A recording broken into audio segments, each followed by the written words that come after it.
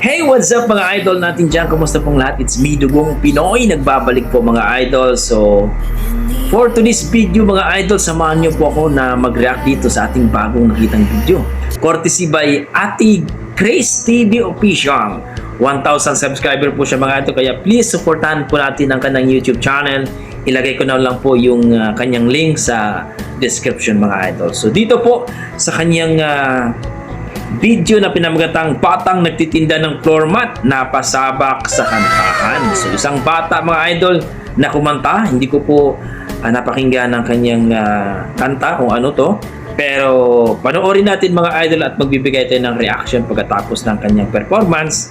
Pero bago ang lahat mga idol, sa mga hindi pa po nakapag-subscribe or gusto niyo po itong ganitong content, please palike at subscribe po sa ating YouTube channel at dito rin kay Ate Grace TV Official. So tara mga idol, panoorin natin at magbigay tayo ng reaction pagkatapos. Let's go mga idol.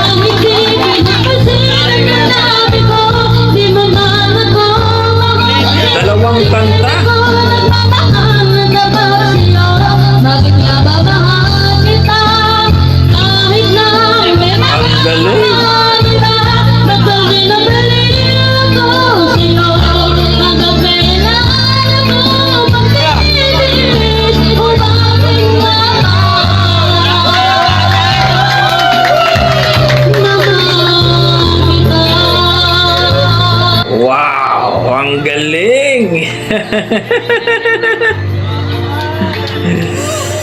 Grabe ka, Lodi! Ating batang magandang galing.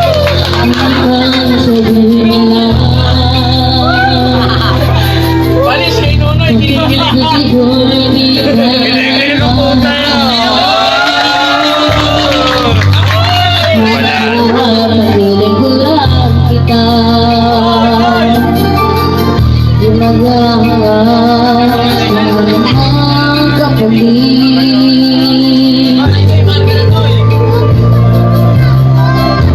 Panalo!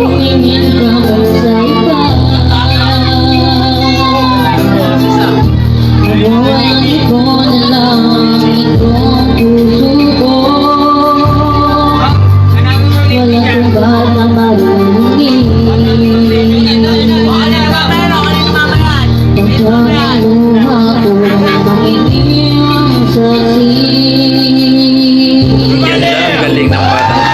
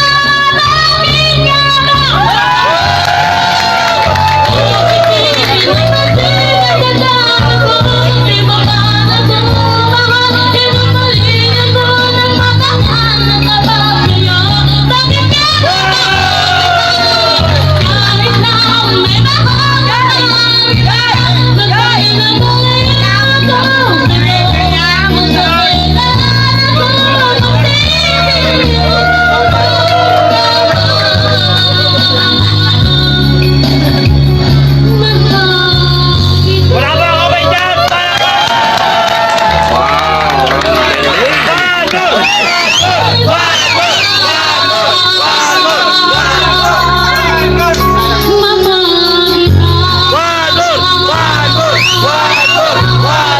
Wow! Ang galing! Paano tayo dyan? Sayang na sayang!